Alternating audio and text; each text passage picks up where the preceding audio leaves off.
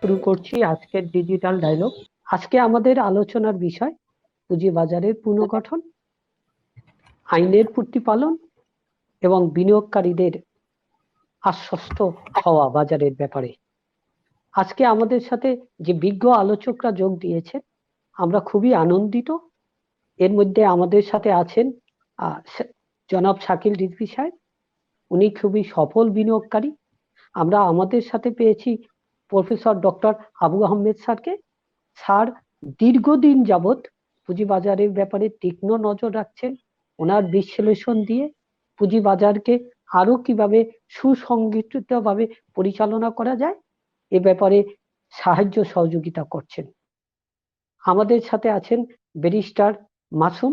আমরা আরো আনন্দিত আমাদের সাথে পেয়ে প্রফেসর শিবলি রুবায়েতুল ইসলাম স্যারকে।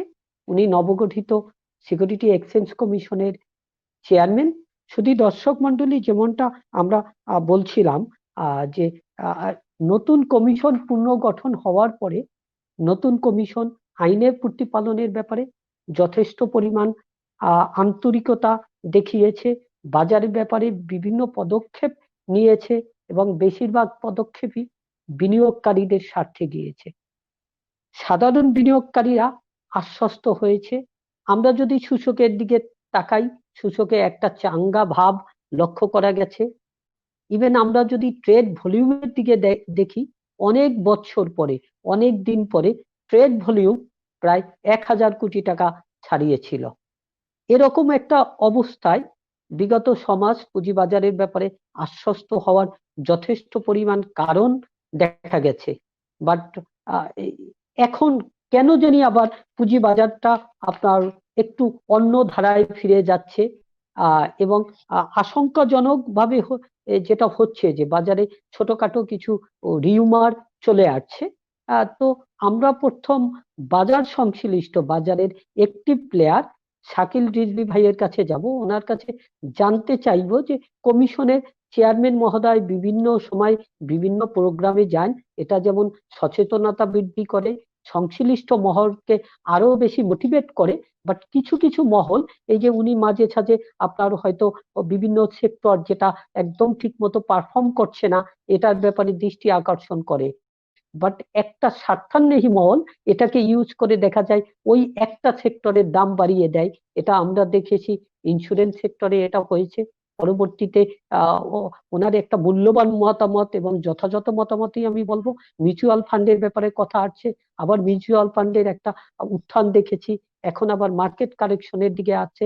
তো দেখা যাচ্ছে ইন্স্যুরেন্স সেক্টর বলি, মিউচুয়াল ফান্ডের কথা বলি, এটা 20-30% ইন অ্যান এভারেজে বেড়ে গেল, আবার সেটা কমে গেল। তো এই যে একটা অবস্থা, এটাকে জনাব শাকিল রিজভী সাহেব আপনি কিভাবে মূল্যায়ন করবেন? ধন্যবাদ।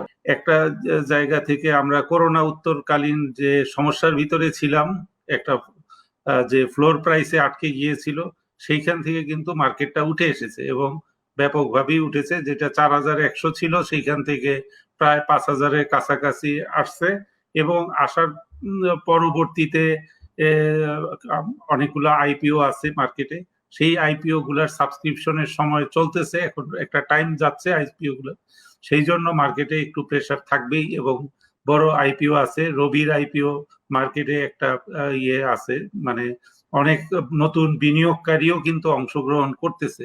সুতরাং আমি যে জিনিসটা বলবো যে স্বল্পকালীন মানে এই মুহূর্তে কি হচ্ছে সেটার থেকে লং টার্ম পার্সপেক্টিভে আমরা 2-3 বছর 5 বছরের পার্সপেক্টিভে যদি দেখি, শেয়ারের কিন্তু মোমেন্টাম আসে আবার কমে আবার বাড়ে, এইভাবেই চলতেই থাকবে। এইটা মানে একেবারে স্পেসিফিক ডেট টাইম দিয়ে আপনি অ্যানালাইসিস করতে পারে যারা অ্যানালিস্ট, যারা শেয়ার কেনা বেচা করে, কিন্তু মানে মার্কেটের আসল ব্রডার এক্সপেক্টে আপনি দেখতে হবে যে বাজারে বিনিয়োগকারীর অংশগ্রহণ বাড়তেছে কিনা, নতুন বিনিয়োগকারী আসতেছে কিনা, নতুন কোম্পানি লিস্টেড হচ্ছে কিনা, ভালো কোম্পানির অংশগ্রহণ বাড়তেছে কিনা, তাইলেই বাজারের লং টার্ম পার্সপেক্টিভে শক্তিশালী হবে।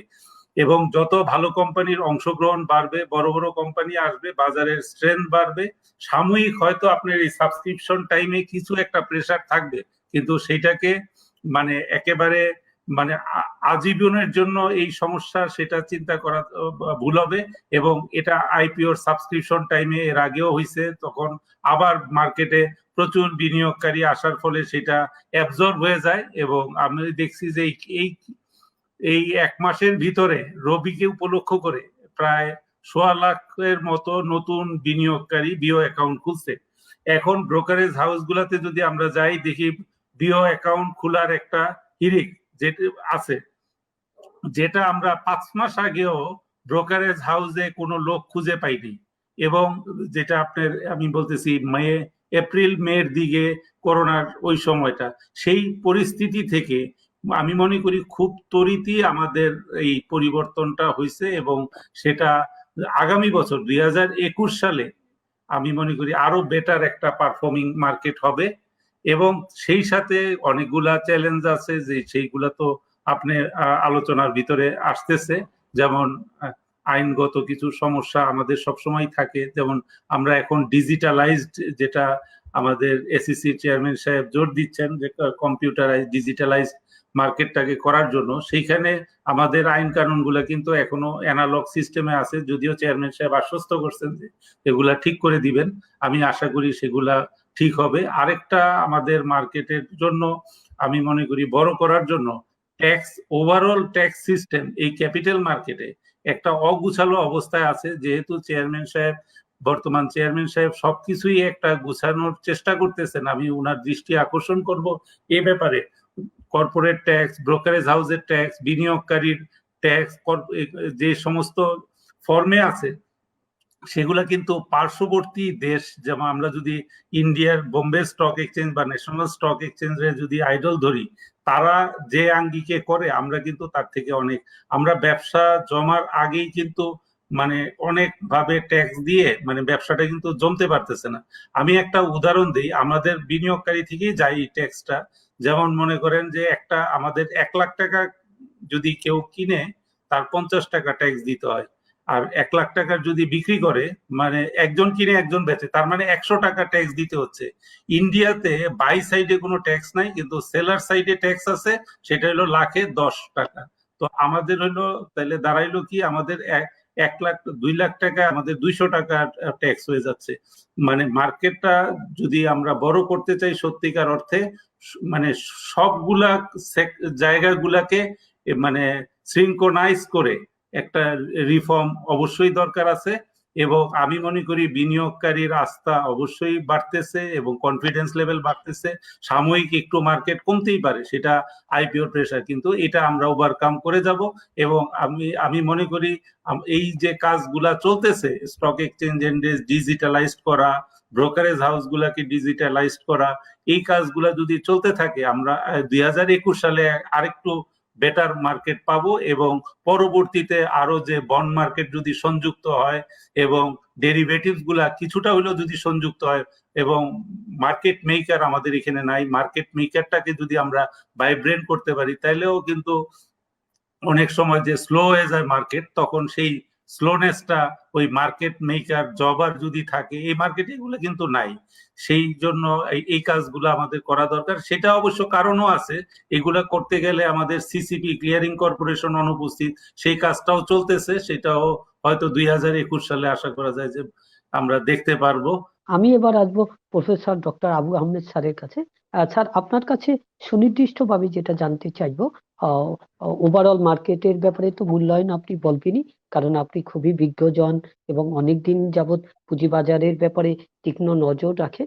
এছাড়াও স্পেসিফিক্যালি জানতে চাইবো যে মার্কেটে অনেকগুলা সিকিউরিটিজ অর শেয়ার একদম ভালো পারফর্ম করছে না, এবং বিগত কমিশনের ব্যাপারে অনেক মহল থেকে একটা অসন্তুষ্টি প্রকাশ করা হতো যে তারা শুধু আইপিও মার্কেটের দিকে কনসেন্ট্রেশন দিচ্ছে। প্রায় 80-র উপরে আইপিও নতুন নিয়ে আসছিল তাদের মেয়াদকালে, কয়েক বছরে। সেখানে নতুন কমিশন এসে বাজারে আইনের প্রতিপালন এবং সাধারণ বিনিয়োগকারীদের সুরক্ষার জন্য যে স্টেপ গুলা নিচ্ছিল, বিভিন্ন মহল থেকে এ ব্যাপারে খুব উচ্ছ্বাস প্রকাশ করা হয়েছিল। বাট নতুন কমিশন এসে এই যে বিগত দিনে প্রায় 16টার মতো আইপিও বাজারে নিয়ে আসছে, কাজে একটা মহল এ ব্যাপারে রিউমার আহ, আহ, ছড়াবার চেষ্টা করছে বা কথা বলছে যে নতুন কমিশনও সেকেন্ডারি মার্কেটের ব্যাপারে অতটা আন্তরিক না যতটা নতুন শেয়ার মার্কেটে আনার জন্য আন্তরিক। তো এই ব্যাপারটা সহ যদি আপনি আপনার একটু মূল্যায়ন দিতেন, professor doctor Abu Ahmed sir. অনেকে আমাকেও প্রশ্ন করে যে আসলে কি সিকিউরিটি এক্সচেঞ্জ কমিশন বোধহয় আইপিও মার্কেটটা নিয়ে বেশি মাথা ঘামাচ্ছে। আমি বললাম কেন, কিভাবে এটা? বলে যে এতগুলো আইপিও দিচ্ছে, আহ, আবার এর মধ্যে সবগুলো ভালো না, কোনোটা মন্দ আইপিও আসতেছে। তা আমি যেটা বলি এবং আমি যেটা বলতে থাকবো সেটা হচ্ছে, দেখেন আইপিও ছাড়া তো মার্কেট চলবে না। আইপিওর জন্যই তো মার্কেটটা, পুঁজি তোলার জন্য মার্কেট। এই যে রবি নিয়ে এত কথা হচ্ছে, আমি সবসময় কেন আমি রবির যে আইপিওটা সমর্থন করেছি এবং করতেছি, সেটা হচ্ছে একটা মাল্টিনেশনাল কোম্পানি, ফরেন ইনভেস্টমেন্ট আছে এখানে 60%, 70%। তারা তাদের ইকুইটির একটা মূল্য, মানে প্রাইস চাইবে, মানে they will be wanting a price from their equity investment in the form of dividend payout. তো সেই হিসাবে আমাদের দেশে আমরা যারা বিনিয়োগ করব, 10 টাকার শেয়ার 10 টাকা, তারও একটা ভালো ডিভিডেন্ড পেতে পারি। প্রথম বছর নাও পাইতে পারি, second year, third year, fourth ইয়ারে আফটার অল তারা একটা মাল্টিনেশনাল কোম্পানি, একটা স্ট্যান্ডার্ড তারা মেনটেন করবে। এছাড়াও এটা মার্কেটকে গভীরতা বাড়াবে। হ্যাঁ, এই আপাতত আমাদের মার্কেট থেকে অনেকে বলেন যে কিছু অর্থ তো চলে যাচ্ছে যার কারণে মার্কেট ডাউন। আমি এটা থেকে ওরিড না। এই বড় আইপিও আসতেই পারে, আমার ইকোনমিতে বড় কোম্পানি আসলে তো ভালো হবে মানে স্টক মার্কেটের জন্য। তো সেই হিসাবে রবিকে আমরা ওয়েলকাম জানানো উচিত এবং আমি মনে করি এটা ওভার সাবস্ক্রাইবড হবে, কয়েক গুণই হবে, এটা আমার বিশ্বাস। আবার এখন যেটা কারণে এই যে মার্কেটটা আবার ডিপ্রেসড অবস্থার দিকে যাচ্ছে, one of the main reasons, আপনারা যদি দেখেন গত 1 মাসে যে সমস্ত কোম্পানি ডিভিডেন্ড ডিক্লেয়ার করেছে, এর মধ্যে তারা বুক বিল্ডিং এ 75 টাকা নিয়েছে, কেউ 45 টাকা নিয়েছে, কেউ 60 টাকার উপর নিয়েছে, তাদের ডিভিডেন্ড পে আউট হয়েছে অনলি 10 টাকা। আবার কেউ কেউ 2% ডিভিডেন্ড দিচ্ছে, 1% দিচ্ছে। একটা কোম্পানি আমার জানা মতো প্রিমিয়ামে তারা নিয়েছে খুলনাতে, সেটা দিছে 0.025%। এটা প্রতারণা তারা আগেও করেছে, এখনো করে যাচ্ছে। আমি সিকিউরিটি এক্সচেঞ্জ কমিশনের অনুরোধ করব, যারা আইপিও তে আসতে চায় তাদেরকে বলে দিন যে আপনাদের লক ইনে থাকতে হবে একটু লম্বা সময়ের জন্য।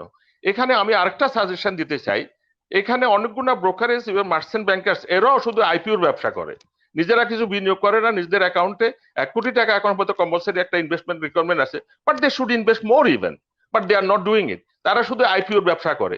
এখানেও প্রিভিলেজ কোটাতে যেহেতু তারা আইপিও পাচ্ছে, সেখানেও একটি লক ইন পিরিয়ডে দেওয়া উচিত, কারণ তারা এই 15 দিনের মধ্যে বিক্রি করে ফেলবে 50%, তারপরে 1 মাসের মধ্যে পুরোটা বিক্রি করে প্রফিটটা নিয়ে যাবে। হয় এই যে আইপিওর কোটা তাদেরকে দেওয়া হলো, সেটা কিন্তু at the cost of the cutting of the quota allotted earlier to the ordinary investor.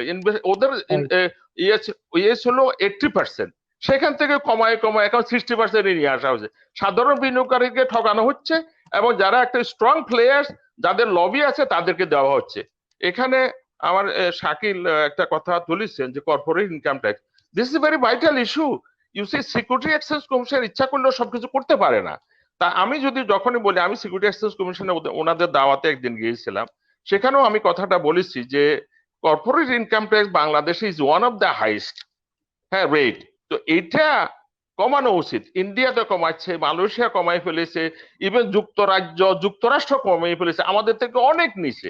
তো আপনি তো একটা গ্লোবাল সিস্টেমে অপারেট করতেছেন, আপনার কর্পোরেট ইনকাম এত হাই, সেখানে তো ডিভিডেন্ড পে আউট করার ক্যাপাসিটি কোম্পানিগুলোর কমে যায়।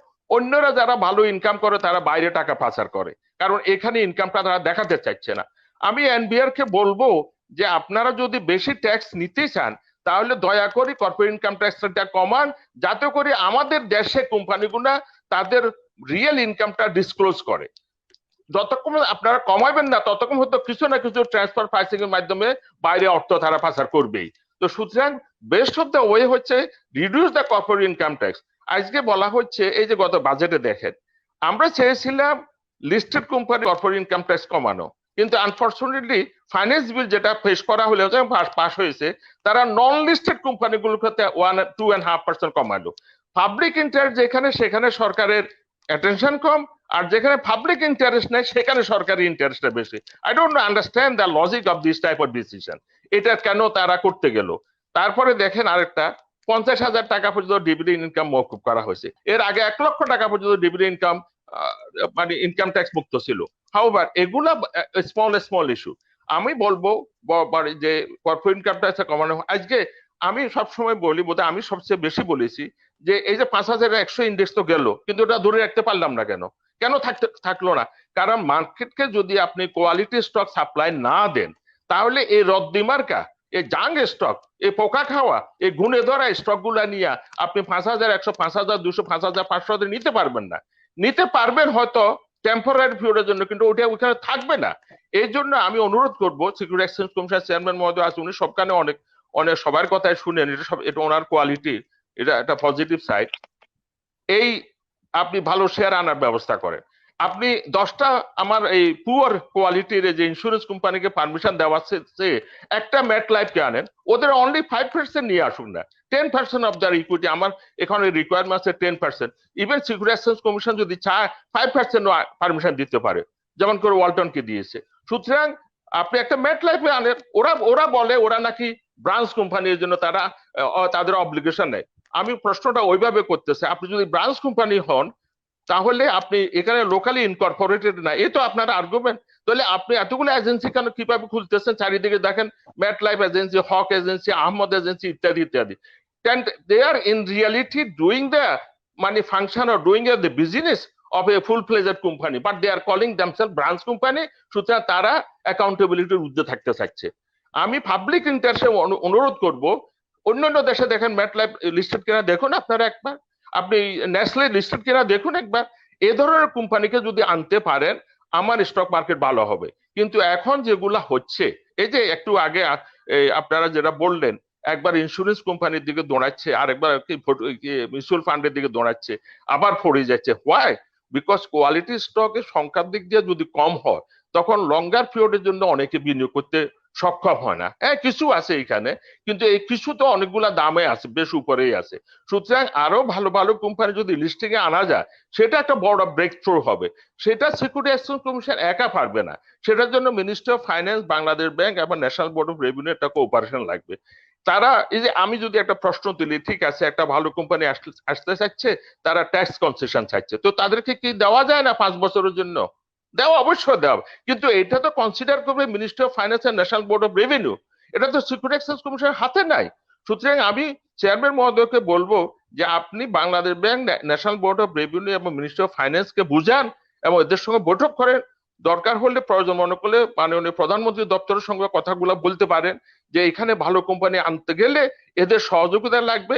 তাহলে দেখেন, এদেরকে অনুরোধ করেন, এদেরকে বলেন আপনি আপনি এদের ট্যাক্স কনসেশন দেন, আর তারা যদি না আসে ট্যাক্স বাড়াই দেন তাদের, বলি দেন you are to be punished. India, Bangkok, Thailand, সবখানে এইসব কোম্পানি লিস্টেড আছে। লিস্টেড না শুধু বাংলাদেশে। আমি বিনয়ের সঙ্গে বলবো, আমাদের policy makers, they are coming, they are going, কিন্তু তারা এটা কেন তারা লক্ষ্য করে না যে আমার স্টক মার্কেটে স্ট্রেংথেন করতে হলে, বড় করতে হলে, গভীরতা বাড়াতে হলে আমার ভালো ভালো কোম্পানিকে লিস্টিং এ আনতে হবে। তো এইটা আমি এই জন্য বলি যে আপনি ভালো কোম্পানি ছাড়া এটা ট্রাস্ট, যে কনফিডেন্সের কথা বললেন, সেটা হবে না। এই যে একটা কথা উঠলো যে ডিরাইভেটিভস, এটা বোধহয় রুলস রেগুলেশন তৈরি হয়ে আছে। ডিরাইভেটিভস এখানে ফাংশন করবে না যতক্ষণ তো আরো ভালো কোম্পানি না আনা যায়।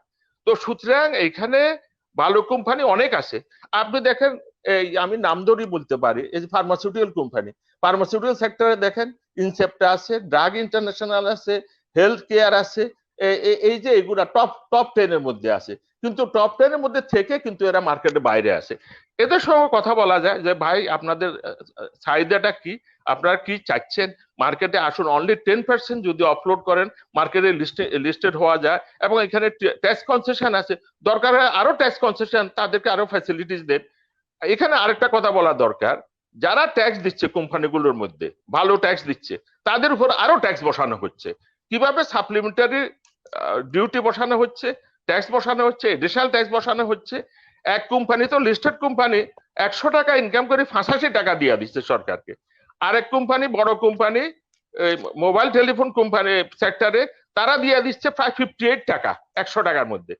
অর্থাৎ এরা ট্যাক্স দেয় বলে রাইটে লেফটে এদের উপরে ট্যাক্স বসানো হচ্ছে, এতে বিনিয়োগকারীরা ক্ষতিগ্রস্ত হচ্ছে। আমাদের দেশে পলিসি মেকারসরা এটা কি জানে যে শুধু গ্রামীণ ফোনের সঙ্গে ওই যে পাওনা দেওয়ানারীরা সেটেল না করার কারণে 40,000 অর্ডিনারি ইনভেস্টর ক্ষতিগ্রস্ত হচ্ছে। আমি বিনয়ের সঙ্গে চেয়ারম্যান মহোদয় অনুরোধ করব, এখানেও কিন্তু ওভার বিডিং হচ্ছে। ওই যে সো কল এলিজিবল ইনভেস্টর যারা, তারা কিন্তু বিডিং অনেক বেশি করতেছে। একটা স্টিল কোম্পানিকে বোধহয় পারমিশন দেওয়া হয়েছে অলরেডি, এটা বোধহয় বুক বিল্ডিং এ এসেছে, এটাও আমার কাছে মনে হলো 40 টাকার উপর বোধহয় কাট অফ প্রাইস ঠিক হয়েছে। অথচ সমজাতীয় স্টিল কোম্পানি তার দাম হচ্ছে 12 টাকা, 13 টাকা, 14 টাকা, 15 টাকা মার্কেটে। তো সুতরাং এই সব কিছু জিনিসগুলো।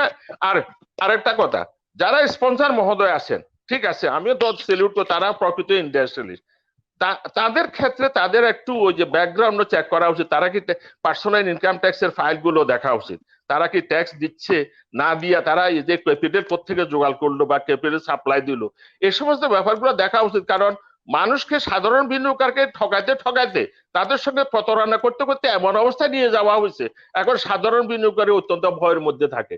তারা এখন ওই যে কখনো জুয়া খেলাতে একটু মত্ত হয়, ঠিক আছে, কিন্তু তারা যে জিতে তাও না, তারাও হেরে যাচ্ছে। তারপরে তারা ওই এই যে হ্যাঁ, এই যে রবি আসছে, তারা এগিয়ে আসতেছে, বিও অ্যাকাউন্ট নতুন খুলতেছে, কিন্তু কত লক্ষ বিও অ্যাকাউন্ট বন্ধ হয়ে গেছে।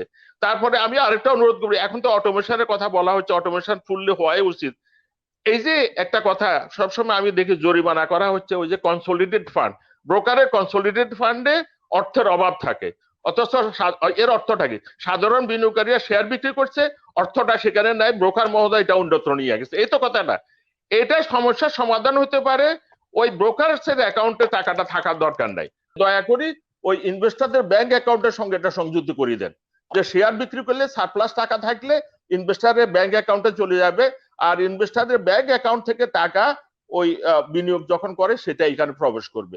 এটা যদি করেন তাহলে মধ্যখানে এই যে ডন, আজকে তো নিউজ দিচ্ছে একটা ডন সিকিউরিটিস, আর একটা হচ্ছে কি ওই যে একটা ক্র্যাশ সিকিউরিটিস, এভাবে আপনি আরো অনেকগুলা সিকিউরিটিজ এর কমপ্লেন পাইবেন, দেখবেন তাদের টাকা নাই, তারা নয়সই করেছে ইত্যাদি। লাস্ট কথাটা আমি বলতে চাই, মিউচুয়াল ফান্ড, ওদের চেয়ারম্যান মহোদয় এটা ব্যাপারে উৎসাহ দেখাচ্ছে, আমি ওটা উৎসাহী, কিন্তু আনফর্চুনেটলি এখানে যাদেরকে লাইসেন্স দেওয়া হয়েছে অতীতে 2-4টা বাদে, ফান্ড ম্যানেজার বলেন বা অ্যাসেট ম্যানেজমেন্ট কোম্পানি, একটা ভুল লোকদের হাতে দেওয়া হয়েছে, তারা জনগণের টাকাগুলা কিনে নয়সই করেছে, যেখানে বিনিয়োগ করার কথা না তারা সেখানে বিনিয়োগ করেছে। শুধু তাই না, 10 বছর পরে এগুলা ওয়াইন্ড আপ হওয়ার কথা ছিল, কোন কোন ওই যে মিউচুয়াল ফান্ড, তারা তদবির করে, এবং সরকার, আমি জানলাম না এটা কিভাবে ফাইন্যান্স মিনিস্ট্রি থেকে মানে হুকুম জারি করলো, আগের কমিশন 10 বছর আবার এক্সটেনশন দিছে। আপনি দয়া করে কোনো এক্সটেনশন দিবেন না, অন্তত যাদের মেয়াদ শেষ হয়ে যাচ্ছে সেগুলো লিকুইডেশনে পাঠিয়ে দেন। মানুষ অন্তত যারা বিনিয়োগ করছে তারা ন্যাবের হিসাবে কিছুটা হলেও বাঁচবে। ন্যাব যদি 8 টাকা হয় তারা 8 টাকা নিয়ে সন্তুষ্ট থাকবে।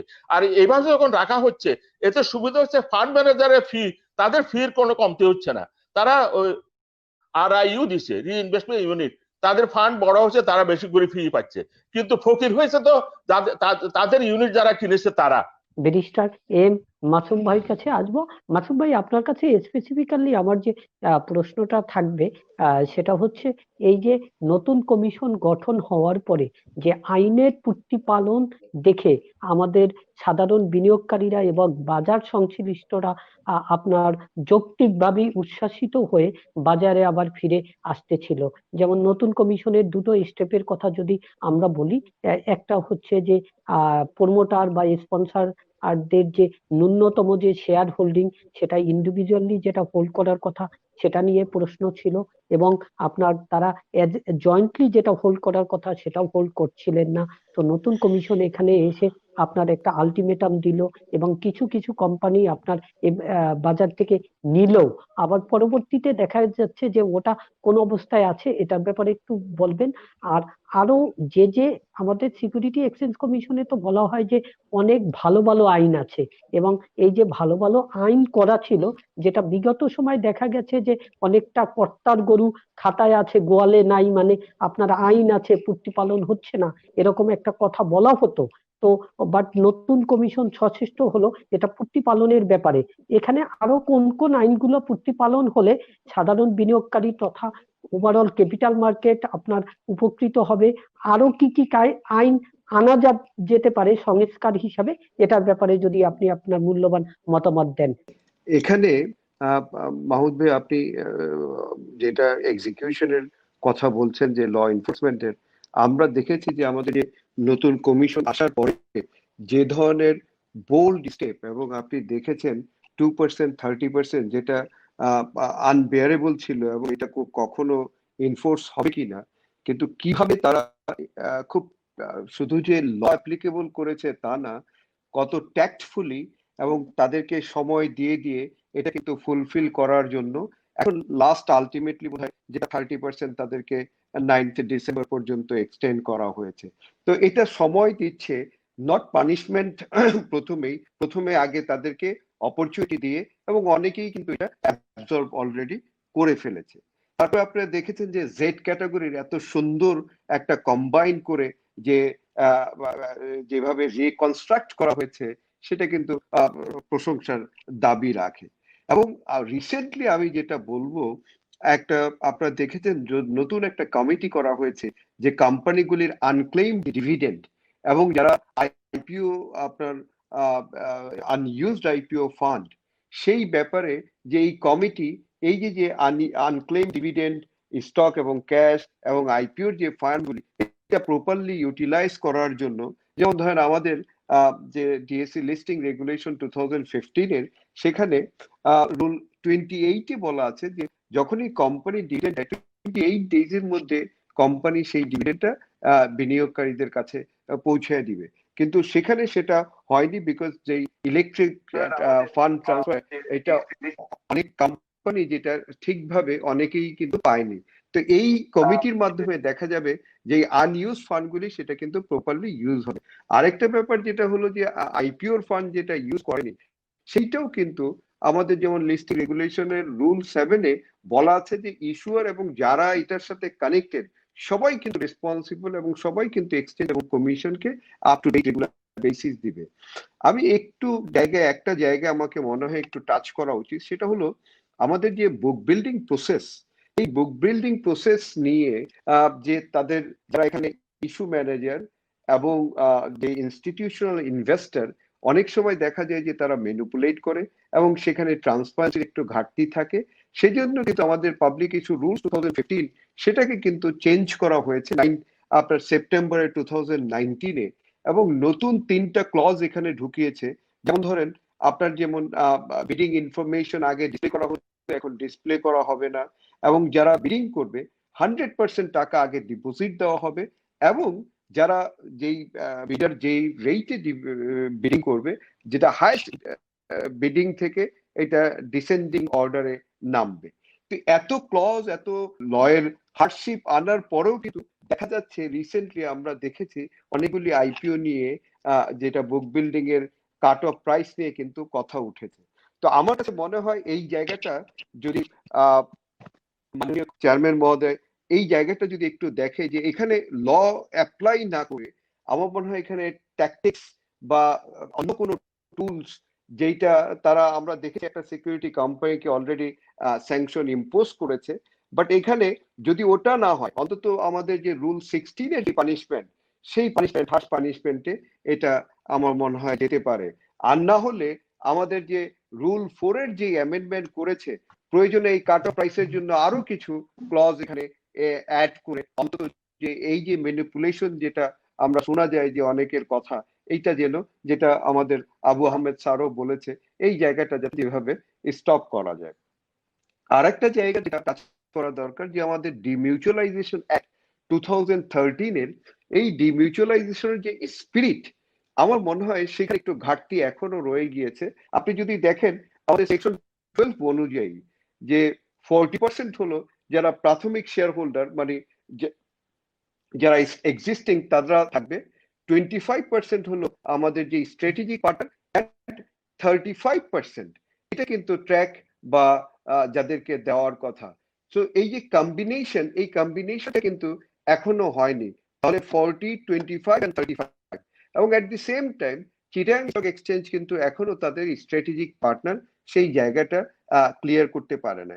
এটার সাথে আমার মনে হয় একটা জিনিস অ্যাড করা যেতে পারে, আমাদের লতে যেমন ওই দুটো স্টক এক্সচেঞ্জে লিস্টিংটা ম্যান্ডেটরি, তাহলে এইটা আমার মনে হয় এমন একটা স্টেজ এখন এসে, কারণ চিটাগাং স্টক এক্সচেঞ্জ কিন্তু মোটামুটি এখন স্বয়ংসম্পূর্ণ আমার কাছে মনে হয়, কারণ আপনারা দেখেছেন যে ব্লক ট্রেড বা ফরেন ট্রেডের যে কমিশন পর্যন্ত বা ফিস তারা 3 মাসের জন্য চার্জ করছে না, তাহলে মোটামুটি তারা স্টেবল বা সাউন্ড পজিশনে আছে বলা যায়। তাহলে এই স্টেজে যদি এই যে ম্যান্ডেটরি লিস্টিংটা যদি ইস্যুয়ারের উপরে ছেড়ে দেওয়া হয়, যে ইস্যুয়ার চুজ করবে কোন এক্সচেঞ্জে লিস্টিং করবে, তাহলে যেটা দেখা যাবে আমার মনে হয় কম্পিটিটিভনেসটা বাড়বে দুইটা এক্সচেঞ্জে, এবং এখানে প্রফেশনালিজম, অ্যাকাউন্টেবিলিটি, এবং দেখা যাবে যে এই যে ইস্যুয়ারের যে এক্সট্রা ফিস পে করতে হয় দুইটার জন্য, তাহলে সেই জায়গাটাও প্লাস এখানে বিনিয়োগকারীরাও একটু বেনিফিটেড হবে। আমার কাছে মনে হয় এই জায়গাটা টাচ করা যেতে পারে। আরেকটা জায়গা যেটা মাননীয় চেয়ারম্যান মহোদয়, আমি কিছুদিন আগেই একটা তার স্টেটমেন্ট দেখেছি যে কর্পোরেট গভর্নেন্সের ব্যাপারে অনেক স্ট্রং উনি ভূমিকা রাখছে, এবং সেখানে বলা হয়েছে প্রয়োজন যদি হয় যে যারা আপনার ইন্ডিপেন্ডেন্ট ডাইরেক্টর, সেখানে তাদের এফিসিয়েন্সি বেসি 3 টাইমস মোর তাদের রিমুনারেশন করা হবে। তাহলে যদি তাই হয়, আমাদের যে কর্পোরেট গভর্নেন্স 2018 এর যে অ্যামেন্ডমেন্ট, আপনি দেখবেন এখানে রেশিওটা হলো 1:5 এর এগেনস্টে 1 ইন্ডিপেন্ডেন্ট ডাইরেক্টর। রিসেন্টলি আমরা একটা দেখেছি যে আইএমএফ এর যে রিপোর্ট, সেই রিপোর্ট অনুযায়ী বলছে যে ব্যাংকগুলিতে 20 জন যে ডাইরেক্টর, সেখানে জেনারেলি 3 জনের মতো ইন্ডিপেন্ডেন্ট ডাইরেক্টর দেখা যায়। কিন্তু এই যে তারা যে ডিসিশনগুলি নেয়, সেই ডিসিশনগুলি যে স্ট্রেংথ, সেইটা এই যে 3 জন যে ইন্ডিপেন্ডেন্ট ডাইরেক্টর, তাদের পক্ষে এই ডিসিশনের জায়গায় দেখা যায় যে খুব বেশি একটা কন্ট্রিবিউশনের অবস্থা থাকে না। তো সেই জায়গায় কি কোনোভাবে যে প্রপোর্শনেটটা কমানো যায় কিনা, যে এখানে যে 5:1 সেটাকে কি আরো একটু কমিয়ে যে ইন্ডিপেন্ডেন্ট ডাইরেক্টরদের সংখ্যা এখানে বাড়ানো যায় কিনা, যে এই রেশিও আগের যেটা আছে সেখান থেকে সরে এসে, তাহলে হয়তো বা দেখা যাবে যে এটা মোর রেগুলেটেড হবে এবং মোর অ্যাকাউন্টেবল হবে। এবং এট দি সেম টাইম আমরা দেখেছি কিছুদিন আগেই একটা ফাইন্যান্স কোম্পানিকে তাদের কিছু ব্যাপারে ব্যাখ্যা দিতে বলা হয়েছে, এবং সেখানে দেখা গিয়েছে section 11 subsection 2 of the security exchange ordinance 1969 অনুযায়ী ইন্ডিপেন্ডেন্ট ডাইরেক্টরকেও বলছে যে আপনাকেও ব্যাখ্যা দিতে হবে, যেটা কিন্তু আমরা আগে দেখিনি। তো তার মানে হলো যে ইন্ডিপেন্ডেন্ট ডাইরেক্টরকেও অবশ্যই অ্যাকাউন্টেবল করতে হবে, যে তার সময়ে সে এগুলি অবহিত এবং সেটা টাইম টু টাইম এক্সচেঞ্জ এবং কমিশনের সাথে কারেসপন্ডিং করা। আরেকটা জায়গা আমি টাচ করতে চাই, সেটা হলো যে আমাদের গভর্নমেন্ট কোম্পানিগুলি প্রায় 25 কোম্পানিজের কথা ছিল আপনার 2010 আনার কথা, কিন্তু সেই গভর্নমেন্ট কোম্পানিগুলি আসেনি। রিসেন্টলি আমি শুনছি, যেটা পেপারে দেখছি, যে 15টা ভালো প্রফিটেবল কোম্পানি বেসড অন তাদের প্রফিট রেশিও, এই তাদের পারফরমেন্স কনসিডার করে এরকম কোম্পানিকে লিস্টেড করার জন্য চেষ্টা করছে অনেক। তো সেটা একটা ভালো একটা চ্যাপ্টার বা ভালো একটা অধ্যায় সূচনা করবে, ভালো ভালো প্রফিটেবল কোম্পানিগুলিকে আনা যায়।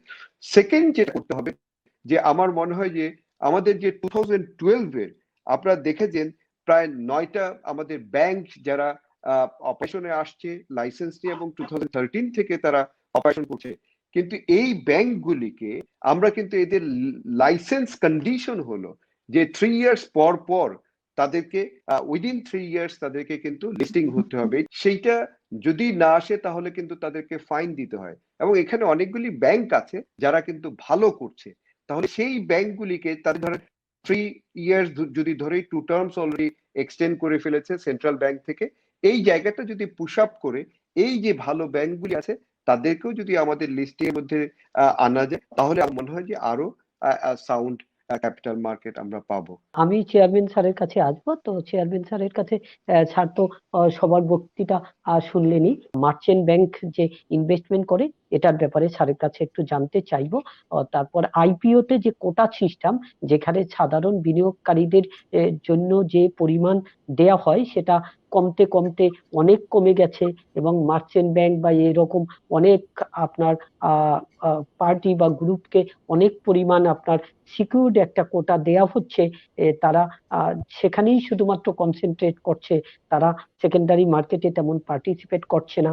এটার ব্যাপারেও স্যারের মূল্যবান মতামত চাইবো। কর্পোরেট ট্যাক্সের রেটের ব্যাপারে শাকিল রিজভী ভাই এবং ডক্টর প্রফেসর আবু আহমেদ স্যারও বলেছেন যে বাংলাদেশে কর্পোরেট ট্যাক্সের রেট অনেক বেশি, যদিও সিকিউরিটি এক্সচেঞ্জ কমিশনের এই ব্যাপারে লবি করে ফিনান্স মিনিস্ট্রিকে ম্যানেজ করতে হবে, এনবিআর কে ম্যানেজ করতে হবে, কারণ একটা মিসনোমার আছে যে হচ্ছে কর্পোরেট ট্যাক্স কমালে আমাদের যে অনেক বড় বড় বাজেট হয় এখানে অর্থের সংস্থান করা যাবে না। যদিও বিভিন্ন জন বিভিন্নভাবে অ্যানালাইসিস করে দেখিয়েছে যে কর্পোরেট ট্যাক্সের রেট কমলে আরো ট্যাক্সের পরিমাণ বাড়বে। তো এ ব্যাপারেও ছাড়ের মতামত চাইবো, প্রোডাক্ট মিক্সের ব্যাপারে মতামত চাইবো। তারপরে ভেরি ইম্পর্টেন্টলি এই যে মিউচুয়াল ফান্ড গুলো টার্ম শেষে উইন্ডিং আপ হওয়ার কথা, এটা হচ্ছে না। তার মানে যে কন্ডিশনে মিউচুয়াল ফান্ড গুলো বাজারে এসে সাধারণ বিনিয়োগকারীদের সাবস্ক্রিপশন নিল, পরবর্তীতে তারা সেটা মানলো না, রাদার অন্যভাবে এটা এক্সটেন্ড করলো। এ ব্যাপারেও স্যারের মতামত নিব, ইনক্লুডিং আমাদের ঢাকা স্টক এক্সচেঞ্জে যে স্ট্র্যাটেজিক পার্টনার এসেছে তাদের যে যে কন্ডিশনে আসছে সেটা কতটুকু প্রতিপালন হচ্ছে, এ ব্যাপারে সিকিউরিটি এক্সচেঞ্জ কমিশনের মতামত কি, এ ব্যাপারেও জানতে চাইবো। প্রথমেই শাকিল রিজভী ভাই আমাদের ট্যাক্স নিয়ে বলেছেন। আমি আসলে যখন আসার মে মাসে এসেছি, জুন মাসে বাজেট হয়েছে, তা আমি বন্ড নিয়ে তার ট্যাক্স কমানো এগুলা নিয়ে কাজ করছিলাম, এবং আমি জিরো কুপন বন্ডে যাতে যে ট্যাক্স এক্সামশনসটা এটা যাতে থাকে এবং অন্যান্য বন্ডেও যাতে ট্যাক্স এক্সামশন হয় এটা নিয়ে কাজ করছিলাম। কিন্তু কেন যে নন লিস্টেড কোম্পানির ট্যাক্সটা কমানো হবে হঠাৎ করে, এই ব্যাপারটি আমাদের কাউকে জানানো হয়নি, আমাদের সাথে কোনো আলোচনা হয়নি, যার জন্য ওখানে একটু জিনিস হয়তো আমরা নতুন আসাতে ওই সময়ের অভাবে খুলিয়ে উঠতে পারিনি। তবে আগামী বাজেটের আগে আমরা এই ব্যাপারে এনবিআর এর সাথে কথা বলবো, আমি মাননীয় প্রধানমন্ত্রীর সাথে কথা বলবো যে এখানে আমাদেরকে যদি আপনি ফিসক্যাল বেনিফিট না দেন, তাহলে যারা ভালো কোম্পানি, যারা ক্যাশ রিচ, যাদের এই ধরনের মার্কেট থেকে টাকা উঠানোর কোনো প্রয়োজন নাই, তাদেরকে ফিসক্যাল বেনিফিট ছাড়া আকৃষ্ট করার মতো তেমন কোনো ইনসেন্টিভ নাই। এটা সবাই বুঝতে হবে। এবং আমরা যারা এখন কষ্ট করে আবু আহমেদ স্যার যাদের কথা বললেন, যেসব কোম্পানির কথা বললেন, ওনারা তো কোম্পানি, ওনারা তো ব্যবসায়িক উদ্দেশ্যে এসেছেন, ওনাদেরকে যদি আমাদের এই কর্পোরেট গভর্নেন্সের রুলের মধ্যে চলে আসতে হয়, ওনাদের খরচ বেড়ে যায় 2 থেকে 5%। তারপরে ওনাদের মানুষের কাছে জবাবদিহিতা, কথা শোনা, তারপরে ডিভিডেন্ড দেওয়ার একটা চাপ, বিভিন্ন রকমের রুলস রেগুলেশন মেনে চলা, একটার বদলে কয়েকটা রেগুলেটরের নিয়ম কানুন মেনে চলা, অনেক রকম সমস্যার মধ্যে ওনারা বলেন যে ওনারা পড়ে যান। তো সেইখানে যদি একটু ভালো ফিসক্যাল বেনিফিট না থাকে তখন তারা আকৃষ্ট হতে চান না। তো ইউনিলিভারকে আমরা সেইভাবে সরকারের কাছে অনুরোধ করেছি যে এখান থেকে ইউনিলিভার আসুক অথবা সরকারি শেয়ার আসুক, আমরা এটা নিয়ে কাজ করছি মিনিস্ট্রির সাথে। তবে এটা একটা ভালো খবর যে রূপালী ব্যাংক এবং একটি দেশের সরকারি একটি বিদ্যুতের প্ল্যান্ট খুব শিগগিরই আমাদের এখানে চলে আসবে। এরকম করে আমরা আশা করছি যে গ্যাস, খনিজ, আমি দেখলাম যে খনিজ সম্পদ মন্ত্রণালয় খুব অ্যাক্টিভ, এবং এই পাওয়ার, গ্যাস এগুলা নিয়ে যেসব সরকারি প্রতিষ্ঠান আছে তারাই বোধহয় এই বিষয়ে আমাদের এই সেক্টরে আসার ব্যাপারে অনেক অগ্রগামী, এবং আশা করছি যে আগামী জুনের মধ্যে আরো কিছু ভালো খবর আপনাদেরকে দেয়া যাবে। ইন্স্যুরেন্সের ব্যাপারে আবু আহমেদ স্যার যেটা বললেন, আসলে ইন্স্যুরেন্স সেক্টরের কিছু রেগুলেটরি রিকোয়ারমেন্ট আছে যেগুলা তাদেরকে সময় দেওয়া হয়েছিল, একটা নির্দিষ্ট সময়ের মধ্যে তাদেরকে অবশ্যই আমাদের এখানে লিস্টেড হতে হবে। তো সেই জন্য ইন্স্যুরেন্স কোম্পানি সব যদিও আসেনি, 26টিকে আমরা ওয়েভার দিয়েছি আসার জন্য। তো তারপরেও যারা আসছে তারা আমাদের রেগুলেটরি রিকোয়ারমেন্টে আসছে, এবং সেই জন্য আমাদেরকে সরকারি সিদ্ধান্তকে মেনে নিতে হয়। তো তারপরেও আশা করি ইন্স্যুরেন্স সেক্টরের, আমি তো ইন্স্যুরেন্স সেক্টরে একটা সময় ছিলাম, দেখেছি যে ওই সেক্টরের যে অবস্থা, সেখানে ওই সেক্টরের উন্নতি করা ছাড়া আর কিছুই করার নেই, যা হবে সব ভালোই হবে। তো ওইখানে কিন্তু এখন অনেক পরিবর্তন আসছে, নতুন ইডরা চেয়ারম্যান এসেছেন, খুব শিগগিরই মেম্বাররা জয়েন করবেন। আশা করা যায় ইন্স্যুরেন্স সেক্টরে যে নতুন পরিবর্তনগুলো আসছে, যেমন কমিশন দেওয়াটা সম্পূর্ণ বন্ধ, এবং এটা নিয়ে অ্যাসোসিয়েশন খুবই অ্যাক্টিভ। আমার আশা করছি থার্ড পার্টি ইন্স্যুরেন্সটা বন্ধ হয়ে যাবে, এবং এই সেক্টরের ইনকাম বাড়ানোর জন্য ক্রেডিট ইন্স্যুরেন্স, ব্যাংক অ্যাসুরেন্স সহ আরো কিছু আসে, এই জন্য এই সেক্টরটি হয়তো ভালো করবে। তো দেখেছি যে ওই সেক্টরটি আমাদের মার্কেটেও ভালো করছিল। তারপরে মিউচুয়াল ফান্ডের কথাটা আপনারা বললেন, আমি আমার বিভিন্ন বক্তব্যে বলেছি যে এফডিআর এর বিকল্প হিসাবে মিউচুয়াল ফান্ড খুবই একটি ভালো বিনিয়োগ। তো হয়তো আমার এই কথাটি অনেকে এইভাবে না বুঝে ধরে নিয়েছেন যে আমি সবাইকে মিউচুয়াল ফান্ডে বিনিয়োগ করতে বলছি এবং শেয়ার কেনা বেচার কথা বলছি, বা আমি লিস্টিং যেসব আছে মিউচুয়াল সেগুলো কেনা বেচার কথা বলছি। হ্যাঁ, আমি সেগুলো কেনা বেচা মানুষ করুক, সেটা আমি তাদেরকে উৎসাহ দেই। তবে আমি কখনো ওই এফডিআর এর যে কথাটি বলেছিলাম এটা অনেক হয়তো বুঝতে পারেননি। আমি বলেছি এফডিআর এর রেট অফ ইন্টারেস্ট কমে গেছে, তাই এফডিআর এ বিনিয়োগ না করে মিউচুয়াল ফান্ড হবে বিনিয়োগের একটি ভালো রিটার্নের উৎস। রিসেন্টলি সোশ্যাল মিডিয়াতে দেখতে পাচ্ছি, সোশ্যাল মিডিয়া আসলে অনেকে তার নিজস্ব বিনিয়োগের সিদ্ধান্তকে প্রভাবিত করা, নিজের সুবিধার জন্য অন্যকে প্রভাবিত করার চেষ্টা করছে। আমাদের একটা সার্ভেলেন্সের নতুন সফটওয়্যার এসছে, আমরা সেখানে আমাদের বিনিয়োগকারীদের স্বার্থ রক্ষার জন্য উন্নত মানের সফটওয়্যার কিনেছি। এই সফটওয়্যার যখন ট্রিক করে তখন দেখা যায় এখানে হয়তো কেউ একটা নাম ছাড়া বিও অ্যাকাউন্ট দিয়ে ট্রেড করতে যাচ্ছে, যার কোনো শেয়ারই নাই তার থেকে বেশি শেয়ার বিক্রি বা কেনার চেষ্টা করছে, বাজারে যে শেয়ার নাই তার থেকে বেশি শেয়ার কিনতে যাচ্ছে, এবং অদ্ভুত অদ্ভুত কাজ প্রত্যেক দিন হয়। আবার এরকমও হয় সিরিয়াল ট্রেডিং, যেটা একদম আমরা ইলিগাল। তো তখন এই সফটওয়্যার ট্রিগার করে, ট্রিগার করলেই তখন আমাদের এই যে সার্ভেলেন্স ডিপার্টমেন্ট তারা দেখে যে এই কাজটা কারা করছে। এটা আমরা ভিতরে ভিতরে যখন ইন্স্যুরেন্সে কেউ করেছিল তাদেরকেও ডেকে সাবধান করা হয়েছে। এখন মিউচুয়াল ফান্ডে আমরা সেদিন 4 জনকে দেখলাম সিরিয়াল ট্রেডিং করছে, তাদেরকেও সাবধান করার জন্য হয়েছে। আমাদের তো দায়িত্বই গভর্নেন্স। কেউ যদি সিরিয়াল ট্রেডিং করে আর আমরা যদি কিছু না বলি, তখন তো আপনারাই আমাদেরকে বলবেন যে আপনারা গভর্নেন্সের কথা বলে গভর্নেন্সের কিছুই করছেন না। তো এইটা করা নিয়েও দেখলাম সোশ্যাল মিডিয়াতে সাংঘাতিক রিয়াকশন যে কেন এই সিরিয়াল ট্রেডারদেরকে তদন্তে দেওয়া হলো।